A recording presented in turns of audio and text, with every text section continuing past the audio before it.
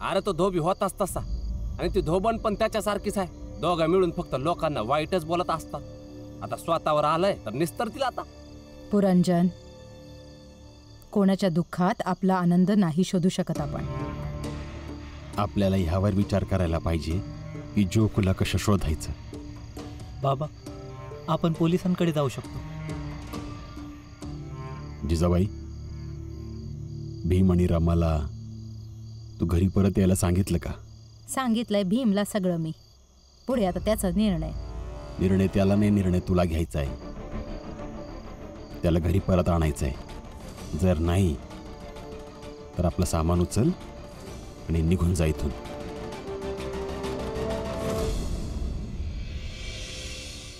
बाबा,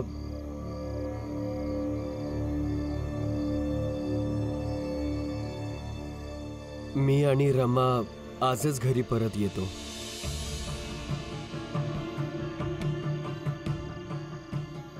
फुलिया काकूला हा चहा देतो, मग सामान घेऊन आम्ही दोघे येतो खाली.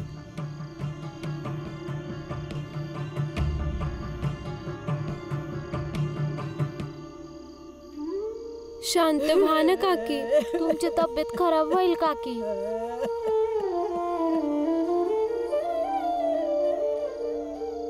हे घ्या, चहा पिऊन घ्या, जरा आराम मिळेल.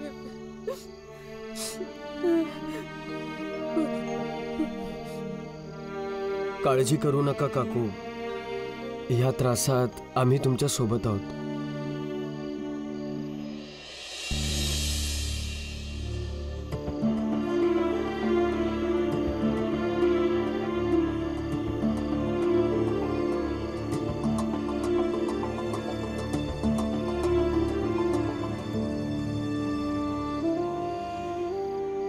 दलिया आजी, तुमचे खूप खूप आभार. तुमचे उपकार मी कधीच विसरू नाही शकत. जा पोरा, आपल्या घरी जा. जेव्हा एखादी आवडती व्यक्ती घरातून जाते ना, तेव्हा मन दुखतं रे. पण तुम्ही दोघं माझ्या घरातून जात आहात, आपल्या परिवाराजवळ. मला खूप आनंद होतोय. जा पोरा, जा.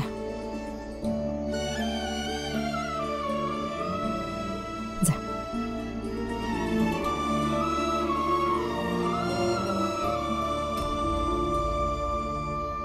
खुश राहा आणि काळजी घे तुझी. हं.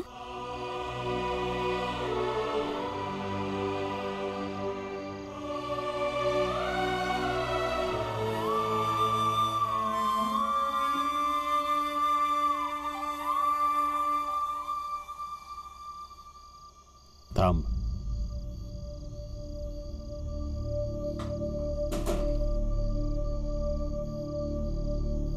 भीम, रमा, तुम्ही दोघे या घरात परत राहणं सुरू करण्यापूर्वी मला काही बोलायचंय. हे बघ पोरा, तुझा बाबा आता म्हातारा होत चाललाय. शरीर सोबत देत नाहीये. माहित नाही जीवन कधीपर्यंत हाय. म्हणून या घरात जर काही प्रसंग आलाच, माझ्या हातून काही चूक झालीच, तर वाद घाल.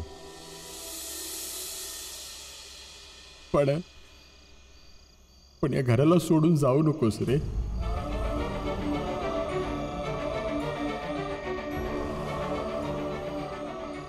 यावेळी तू परत आलास तर मी तुला भेटलोय.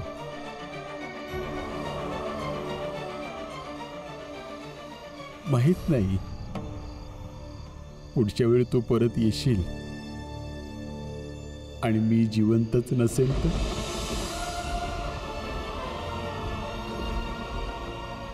बाबा,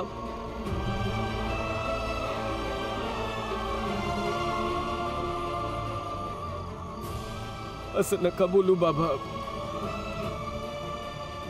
तुम्हाला सोडून कधीच नाही राहू शकत मी.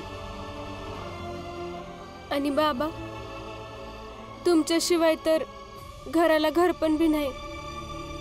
तर मग का गेला होता?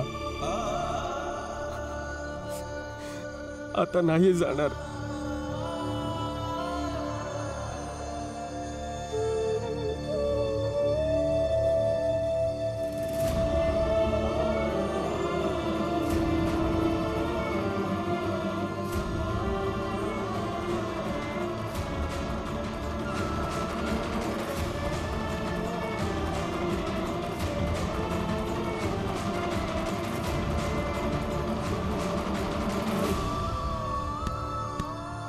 कबीर प्रेम ना चखिया चखिना लिया सा सोने घर का पाहुना ज्यों आया त्यों जा.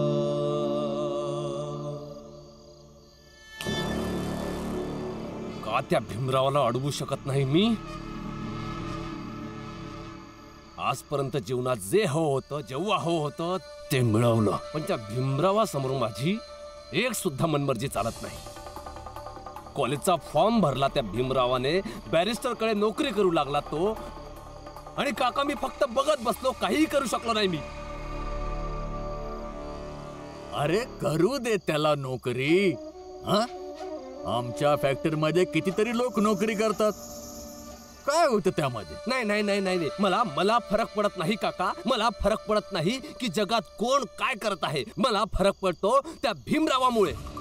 नाही तो नोकरी करावा, नाही शिक्षण घ्यावं. किड्यासारखा सरपटत माझ्या समोरून गेला पाहिजे तो. परंतु माझा प्रत्येक डाव, प्रत्येक प्रयत्न निष्फळ होत आहे. का का का मी सांगतो.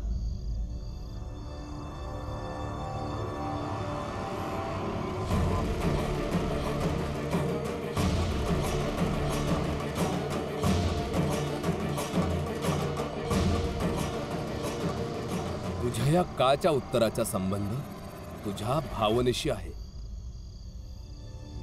जेवढी ताकद तू त्याला थांबवण्यासाठी खर्च करतोस ना, तेवढीच ताकद तू जर का स्वतःला बनवण्यामध्ये खर्च करशील तर तुझा हा प्रयत्न नक्कीच फळाला येईल.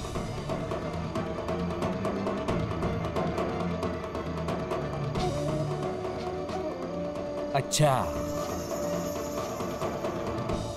परंतु एक विडंबना आहे गुरुजी.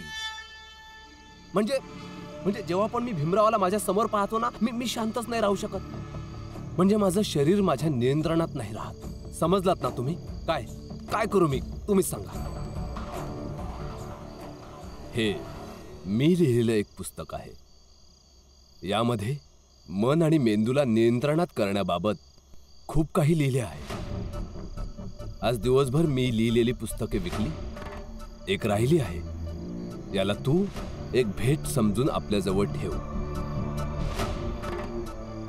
वाच, तुला नक्कीच लाभ होईल.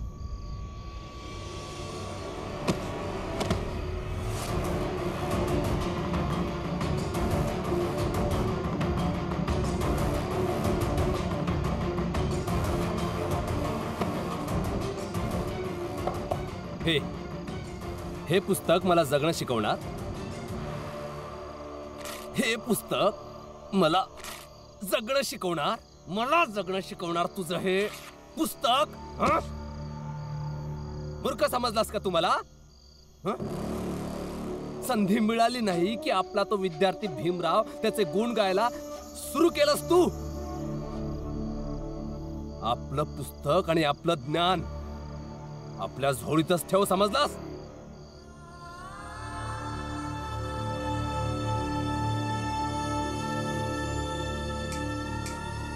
निघ इथून.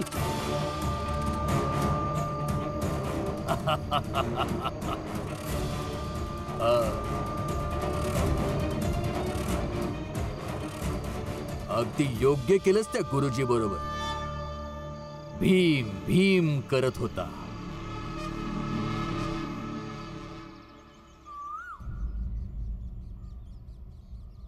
काकी चहा घ्या बरं. अहो घ्या थोडा, तेवढंच बरं वाटेल तुम्हाला. घ्या ना थोडा.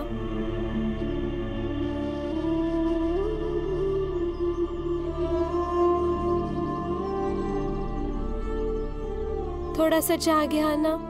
फुलिया, चहा पी. असं तुटून जाशील तर जीवन कसं जगशील? हा, चल चहा पी. पी ना. गप्प. काकी शांत व्हा बरं. पिऊन घे. थोडा चहा घ्या. फुलिया काकूचं किती प्रेम आहे आपल्या नवऱ्यावर. पण जोखू काकाने त्यांच्या प्रेमाची किंमतच ठेवली नाही. भीम,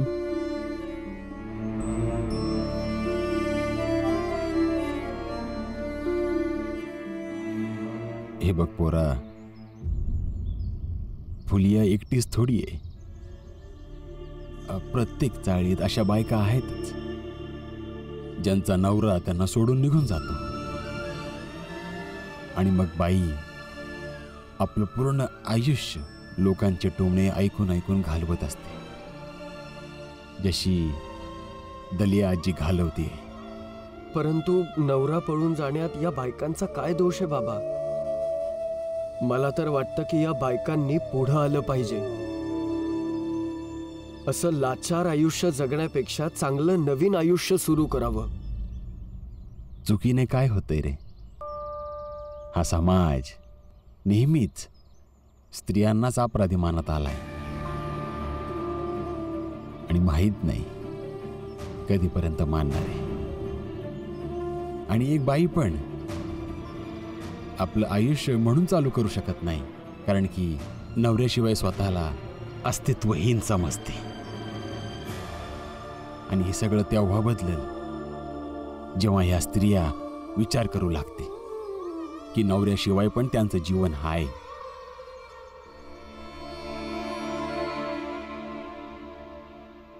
जाऊ दे, मी कामावर चाललोय.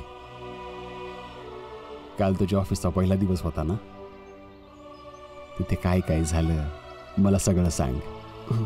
चल.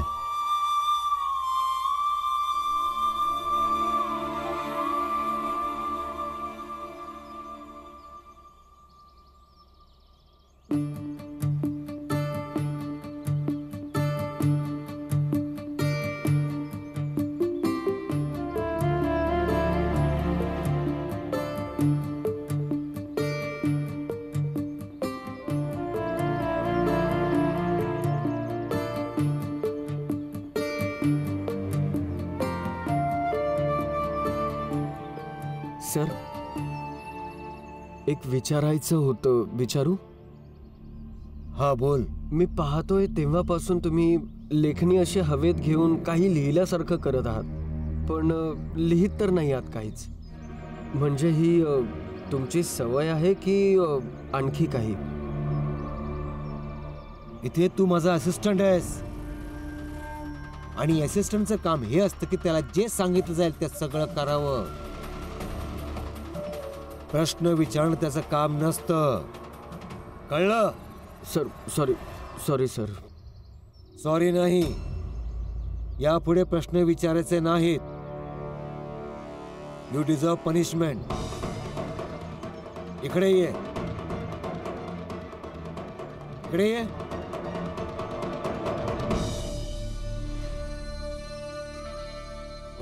आता आपले दोन्ही हात वर करून उभा राहा. जोपर्यंत मी सांगणार नाही, हात खाली आणायचे नाहीत.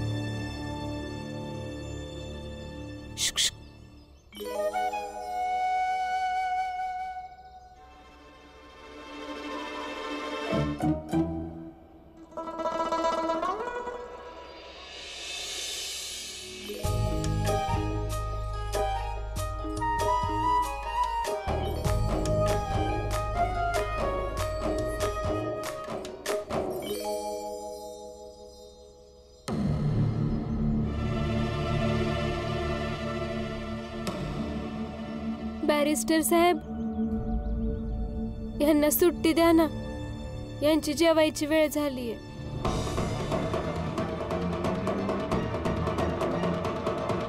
मी सांगितलं होतं ना तुला, तू इथे येऊ नकोस. इथे कोणताही तुझा पती काम करत नाही. हा, तुम्ही सांगितलं होतं म्हणून आत नाही आले. चौकटीच्या बाहेरच उभी राहिलीये. तुमचे सहाय्यक बाहेर येतील तेव्हा माझे पती असतील. खरं सांगू तर तुमचे सहाय्यक आणि माझ्या नवऱ्यामध्ये बस ह्या ऑफिसची चौकटच आहे. द्या ना त्यांना सुट्टी. जेवण करून परत येतील. ठीक आहे, जा,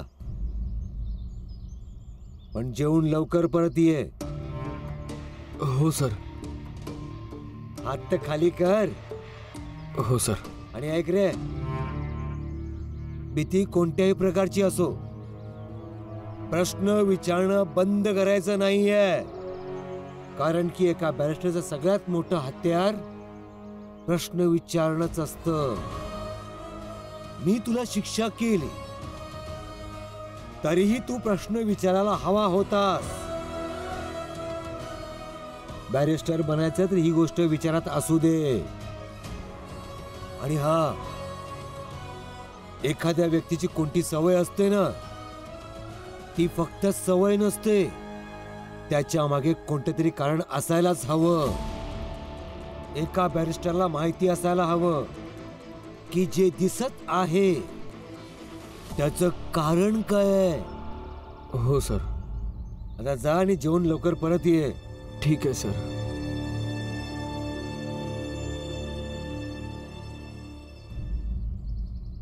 बॅरिस्टर सरांनी तुला ऑफिसमध्ये यायला मनाई केली आहे ना? का आलीस? तुझ्यामुळे एक दिवस माझी नोकरी गेली तर. असं आहे, पण तुम्हाला हे काम मिळण्यामागं माझं बी योगदान आहे. असं मी नाही तर तुम्हीच सांगितलं होतं. आणि त्याच्यासाठी तुम्ही ते थँक्यू बी म्हटलं होतं. आणि मी ऑफिसच्या आत नाही आले, बाहेरच होते. तुम्ही गप बसून जेवून घ्या बरं. सगळी दुनिया बॅरिस्टर साहेबांची नाहीये जे ऑफिसच्या बाहेर बी नाही येऊ शकत.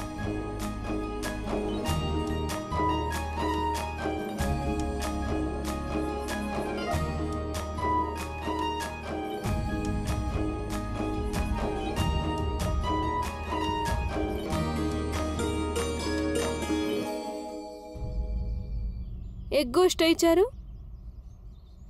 विचार. तुम्ही बी मला त्या झोकू काकांसारखं कधी सोडून तर नाही जाणार ना? अरे पकडा पकडा त्याला, मारा त्याला, मारा. अरे औ जेवून तर जा.